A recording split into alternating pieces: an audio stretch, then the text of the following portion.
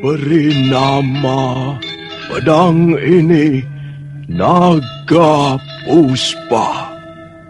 Selamatkan dia. Jangan sampai jatuh ke tangan pendekar berwatak jahat.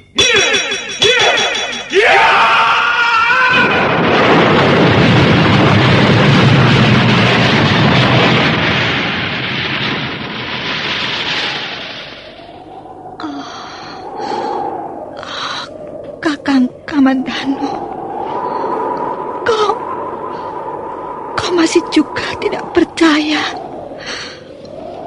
bahwa aku mencintaimu. Meisin, maafkan aku, Meisin. Meisin. Meisin!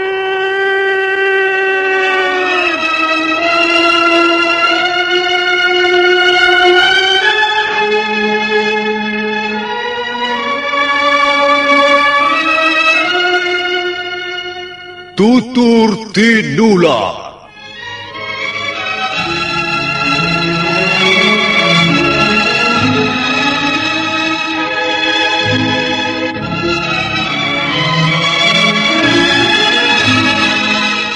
Sebuah sandiwara radio serial, produksi Sanggar Cerita dan teater Sanggar Prativi. Sebuah kisah dengan latar belakang sejarah runtuhnya Singasari dan berdirinya Kerajaan Majapahit.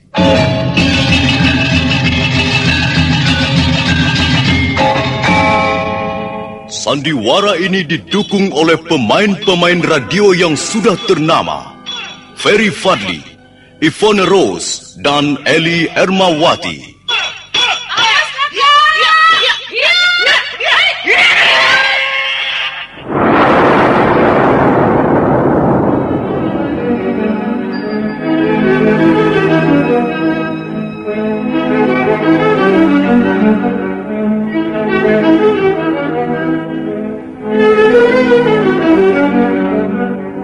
Cerita ini ditulis dan disusun oleh S. Tijab.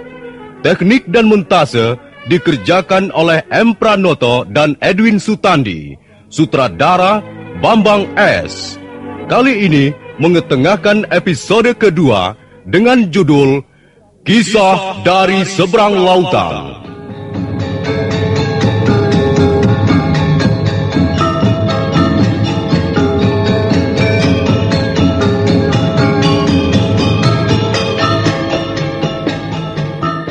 Dalam seri yang ke-56 ini didukung oleh para pemain Iwan Dahlan sebagai Rake Dukut, M. Abud sebagai Sokol, Surya Tanjung sebagai Jaran Lejong, Edi Juni sebagai Puye, Ivonorus sebagai Sakawuni, dan Nusri pembawa cerita. Selamat menikmati.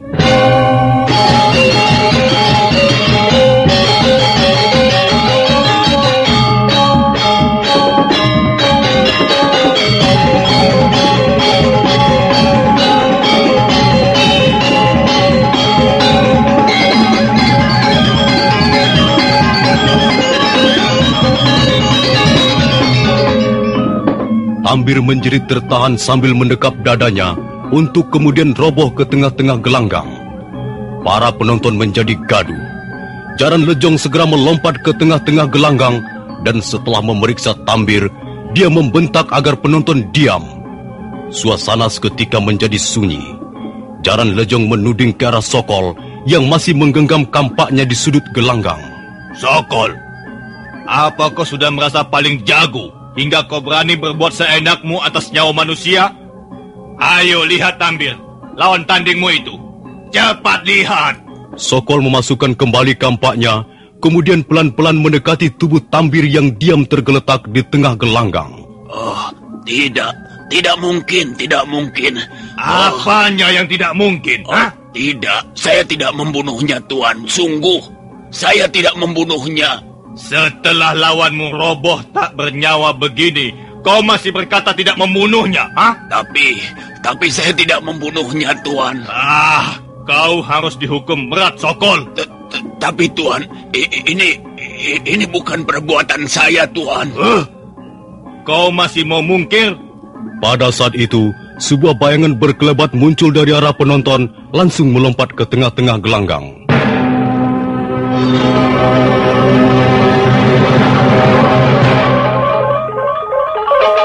Siapa kau? Aku hanya salah seorang di antara sekian banyak penonton. Di sini bukan tempat menonton. Tempat menonton ada di sana, di pinggir gelanggang. Aku hanya ingin bicara sedikit, yang barangkali bisa menjernihkan peristiwa pembunuhan biadab ini. Kau bukan petugas, bukan apa-apa. Kau tidak punya hak untuk bicara. Ya, ayo turun. Mengapa kau berdiri di situ? Aku akan turun, tapi setelah bicara sedikit. Aku tak ingin melihat kecurangan bisa lolos dari penglihatan hamba-hamba hukum. Saya tidak mengerti mengapa Kakang Rakai Dukut membunuh Tambir. Itu hanya siasatku untuk menyingkirkan Sokol. Tapi nyawa Tambir menjadi korban. Iya, pasarmu telah bekerja dengan baik sekali, Buyai. Tapi Kakang, bagaimana kalau... Sudahlah, diam kau. Tidak usah bisik-bisik. Kita bisa dicurigai. Nah, bicaralah. Tapi awas, kalau pembicaraanmu justru akan meruwetkan masalah ini. Lihat, aku menemukan senjata rahasia yang menancap di dada kiri Tambir. Senjata rahasia yang pasti dibubuhi racun pembunuh yang ganas. Lihat, aku telah mencabut senjata rahasia ini, yang bentuknya merupakan sebuah pasar. Nah, dengan pasar inilah Tambir terbunuh. Ayo, sekarang persoalannya adalah siapa yang telah melemparkan pasar ini hingga menyebabkan kematian Tambir? Aku tidak pernah menggunakan senjata pasar. Bohong. Kaulah yang menggunakan senjata rahasia itu untuk memenangkan pertandingan. Kau curang. Kau pendekar berhati licik. Sungguh. Saya tidak pernah menggunakan senjata rahasia macam begitu. Semua orang tahu, Sokol ahli bermain kampak, bukan tukang membokong dengan pasar. Sokol, kalau kau ingin mewakili 4 desa, kalau kau ingin bertanding di pelataran Candi Sorabana, pergunakanlah cara-cara yang baik, yang kesatria. Tidak, aku telah difitnah.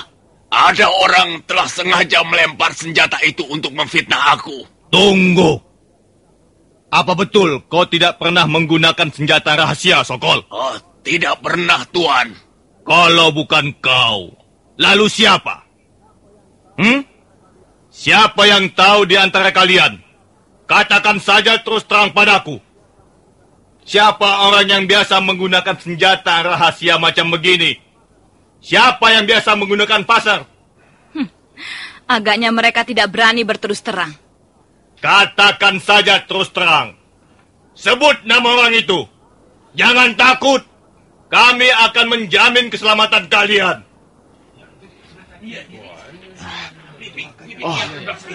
Bagaimana Kakang Dukut? Tenang saja. Mereka bisa membunuh aku beramai-ramai, Kakang. Puye. Orang yang bernama Puye, maju ke depan.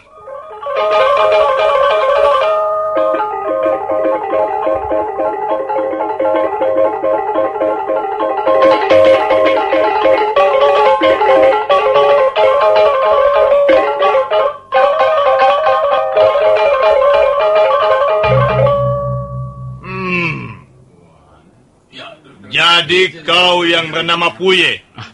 Iya, benar Tuan. Saya Puye. Apakah kau biasa menggunakan senjata rahasia macam ini? Jawab terus terang. Jangan pelintat-pelintut. Kalau kau berdusta, kau bisa dihukum picis. Tahu hukuman picis kan? Kulit tubuhmu akan disayat-sayat pisau dan dibubuhi garam. Iya Tuan. Benar. Benar. Benar apa? Benar. Saya biasa menggunakan senjata pasir. Nah, kalau begitu senjata rahasia ini milikmu. Benar Tuan. Nah, sekarang pertanyaanku terakhir. Apakah kau yang telah melempar senjata ini dari arah penonton? sehingga menyebabkan kematian Tambir? Tidak Tuan. Saya tidak melakukannya. Ayo jawab yang betul, jawab. Bong. Dia pasti bohong itu.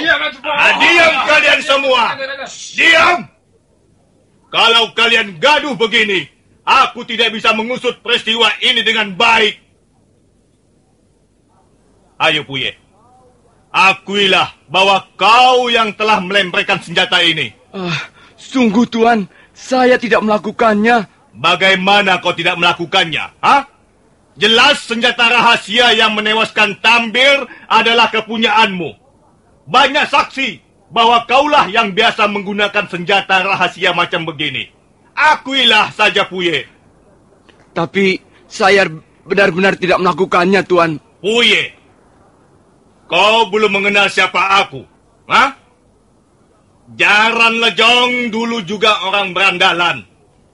Jaran Lejong pernah hidup bertahun-tahun dalam dunia kejahatan. Dan aku adalah orang yang mudah panas hati.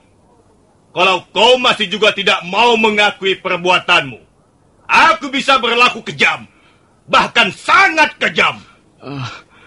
Tapi Tuan, bagaimana saya harus mengakuinya? Saya benar-benar... Bukti sudah cukup bahwa kau yang membunuh Tambir. Tidak Tuan, saya tidak membunuhnya. Puye, tunggu. Siapa kau? Namaku Rake Dukun. Aku turun ke gelanggang ini untuk ikut bicara atas nama keadilan. Apa maksudmu dengan atas nama keadilan? Kukira Puye telah diperlakukan dengan tidak adil. Bagaimana kau bisa berkata begitu? Iya, Puye telah ditekan. Dia telah dipaksa untuk mengakui apa yang tidak pernah dilakukannya. Apakah bukti-bukti ini belum cukup untuk mendakwa dia sebagai pembunuh? Puye tidak mungkin membunuh Tambir. Mereka adalah teman baik sejak dulu. Mereka sudah sejak lama bekerja padaku. Semua orang desa ini tahu bahwa mereka bukanlah dua orang yang bermusuhan. Mereka adalah dua orang sahabat yang setia dan selalu bekerja sama dalam banyak hal. Bagaimana Puye bisa membunuh sahabatnya sendiri? Tidak masuk akal. Marilah kita telusuri peristiwa ini dengan akal sehat kita. Kukira Puye telah menjadi korban fitnah. Mereka adalah komplotan pendekar yang suka membuat keonaran. Mereka itulah yang melancarkan fitnah. Soko! Kau atau anak buahmu pasti telah mencuri senjata rahasia itu untuk membunuh Tambir. Dengan begitu, kau memojokkan nama baikku agar kau bisa mewakili 4 desa ke Candi Sorabana. Bohong, dusta. Fitnah yang amat keji. Dialah yang memfitnah aku. Dialah yang bernafsu untuk ikut pertandingan di Candi Sorabana. Cukup. Hentikan tuduh-menuduh di antara kalian. Agaknya persoalan ini menjadi rumit. Baiklah. Aku akan merundingkan dulu dengan kepala desa. Nah, sekarang semuanya bubar. Untuk sementara pertandingan kita hentikan dulu. Nanti sore akan kita lanjutkan lagi.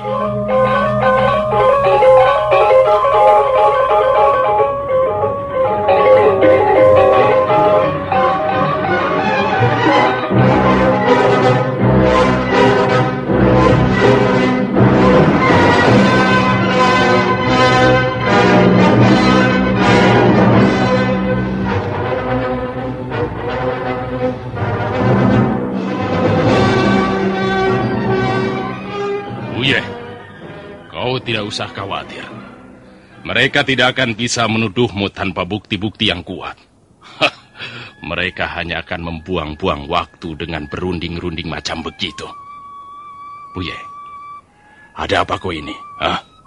Mengapa kau kelihatan murung? Aku tidak apa-apa. Kau tidak usah takut. Aku tidak takut. Aku hanya sangat menyesalkan peristiwa ini. Menyesal? Ya. Kau menyesal? Apanya yang perlu kau sesalkan, Puye? Sebagian dari rencanaku sudah berjalan dengan mulus. Tinggal gongnya saja yang kita tunggu berbunyi. Semua sudah lancar. Kau tidak perlu menyesal. Tambir. Kasihan Tambir. Kau menyesalkan kematian Tambir. Tambir. Dia adalah sahabat yang baik. Mengapa dia harus mati dengan cara begini? Sudahlah. Tak perlu kau sesalkan kematiannya. Bagaimana tidak, Kakang? Dia selama ini sudah bekerja dengan baik untukmu. Dia setia. Tapi... aku harus menempuh cara ini, Puye. Cara yang kau tempuh sudah melewati batas, Kakang. Bahkan kau sampai hati membunuh orang kepercayaanmu sendiri.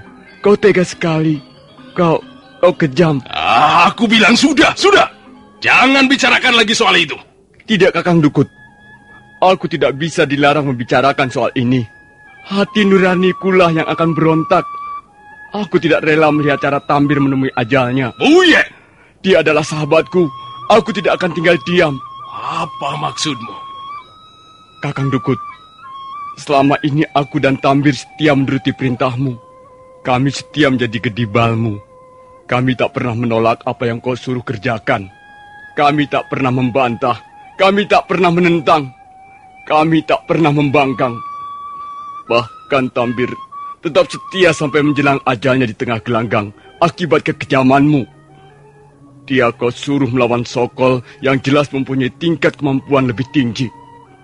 Tapi dia tidak menolak. Dia menurut seperti seekor kerbau diberi makan rumput. Dia menurut seperti seekor kambing. Tapi apa akhirnya? Apa yang diperoleh Tambir? Kematian. Oh, Tambir. Kasihan kau sahabatku. Diam kau, Puye. Diam. Kau menyuruh aku diam, Kakang Dukut. Tidak. Aku tidak akan diam. Kejahatanmu, kekejamanmu, kecuranganmu, kelicikanmu harus dibongkar. Dan aku yang akan membongkarnya. Puye!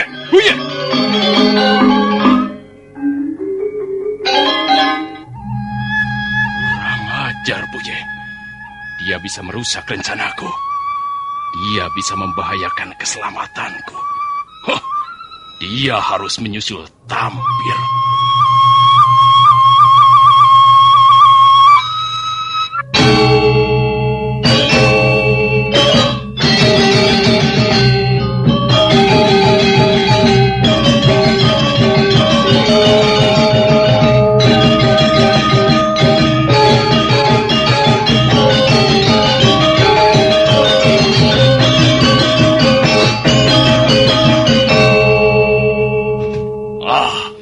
Berhenti kau, Puye. Kau tidak bisa menghalang-halangi aku. Aku sudah memutuskan untuk tidak bekerja sama lagi denganmu, Rakyat Dukut. Kau mau bekerja sama denganku atau tidak? Itu urusan nanti, Puye. Sekarang ini kau mau kemana? Karena hubungan kita sudah putus. Tak ada hakmu menanyakan aku mau pergi kemana. Puye, kau jangan main-main. Aku tidak main-main. Aku memang sudah muak denganmu.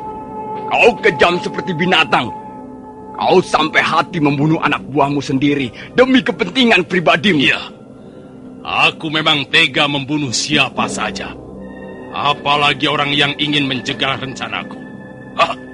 Dia harus mati di tanganku. Ya. Rakyat Dukut, aku tahu akhirnya kau akan membunuhku juga. Tapi aku pun tak akan tinggal diam. Walaupun kemampuanmu jauh melebihi aku tak sudi menyerah. Iya.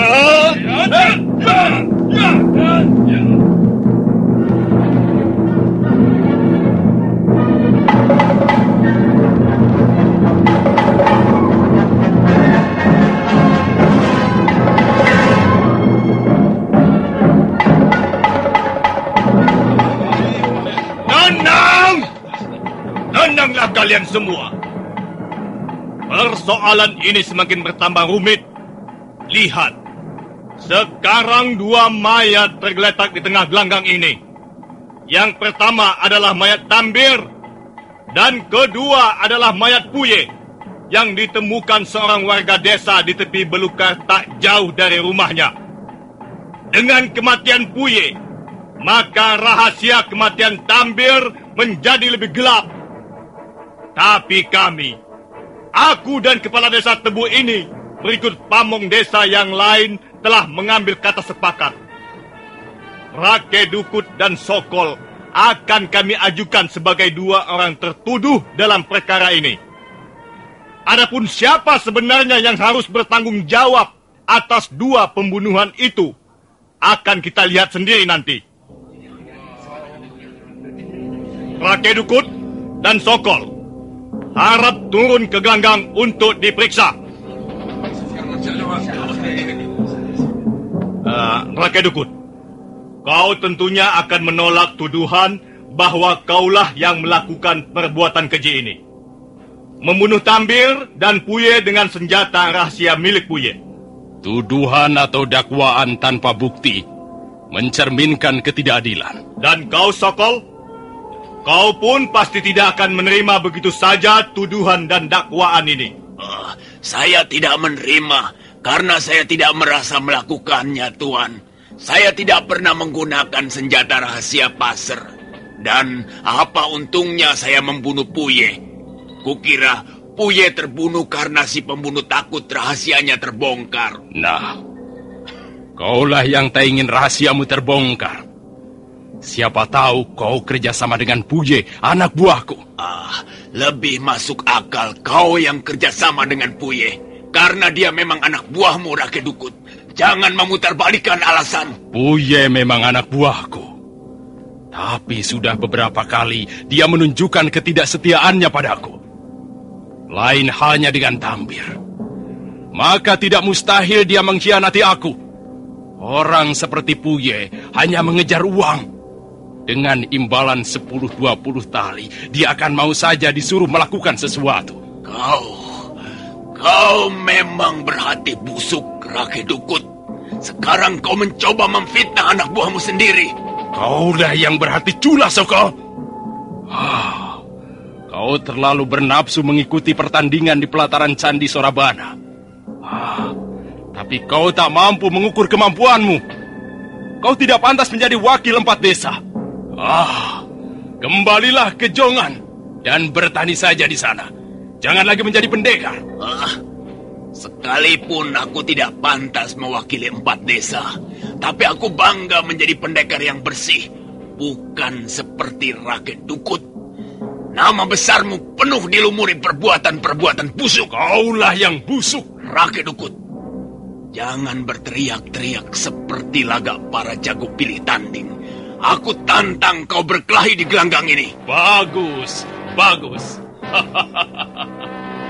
Memang sudah sejak lama aku menunggu kesempatan ini, Sokol.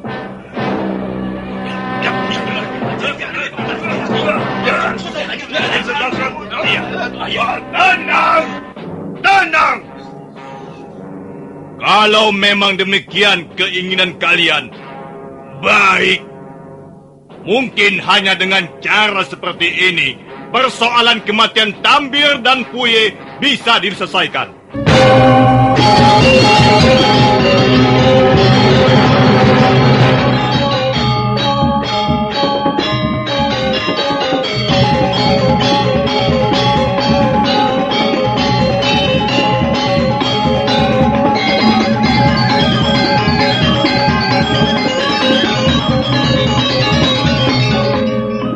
Sokol dan Rake Dukut sudah berdiri dengan kuda-kuda masing-masing. Sementara itu, orang-orang berkerumun sambil berbisik-bisik. Sakawuni, Pendekar Lo dan Maisin yang hadir juga dalam pengusutan peristiwa pembunuhan 2 orang warga desa Tebu diam di tempatnya masing-masing. Semua mata tertuju ke arah gelanggang. Nah, para pendengar sekalian, bagaimana kelanjutan kisah ini? Silakan menunggu seri berikutnya. Sampai jumpa.